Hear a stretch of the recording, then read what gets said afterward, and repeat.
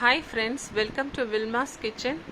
இன்றைக்கி எபிசோடில் நாம் பார்க்க போகிறது ஈஸி அண்ட் டேஸ்டி அண்ட் ஹெல்த்தியான அவியல்.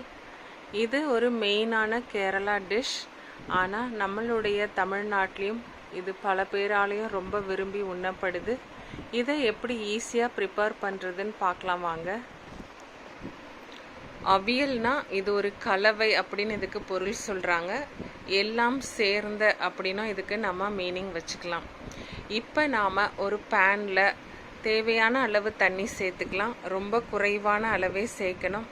எடுத்து வச்ச எல்லா காய்கறிகளையும் நாம் நீல வாக்கில் கட் பண்ணிக்கலாம். என்னென்னு பார்த்தீங்கன்னா கேரட், பீன்ஸு, சேனைக்கிழங்கு, வாழைக்காய், முருங்கைக்காய், வெள்ளை பூசணி, இப்படி இந்த காய்கறியெல்லாம் நம்ம நீல வாக்கில் கட் பண்ணி வச்சுக்கலாம். இதை நம்ம ஒரு குறைவான அளவு தண்ணி சேர்த்து அதில் எல்லாமே போட்டுட்டு நாம் கூட தேவையான அளவு உப்பு சேர்த்துட்டு நாம் இதை ஒரு 6 or 7 minutes இதை நல்லா வேக வைக்கலாம்.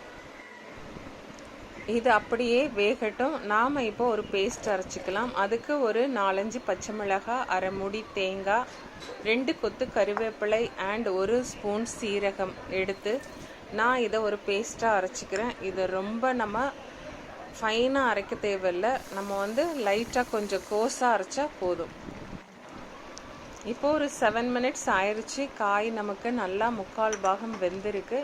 இந்த டைமில் நாம் அரைச்சி வச்ச பேஸ்ட்டை அது கூட சேர்த்து நல்லா மிக்ஸ் பண்ணிக்கலாம். இந்த பேஸ்ட்டோட பச்சை வாசனை போகிற வரைக்கும் அது வேகட்டும். ஜஸ்ட் அனதர் ஒரு 7 minutes அது இன்னும் கொஞ்சம் வேகட்டும்.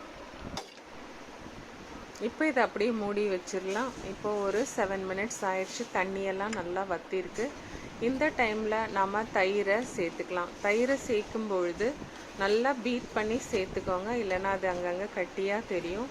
ஸோ நல்லா பீட் பண்ணிவிட்டு சேர்த்துக்கோங்க. தயிர் எவ்வளோ சேர்க்குறோமோ அவ்வளோ நல்ல சுவையை கொடுக்கும்.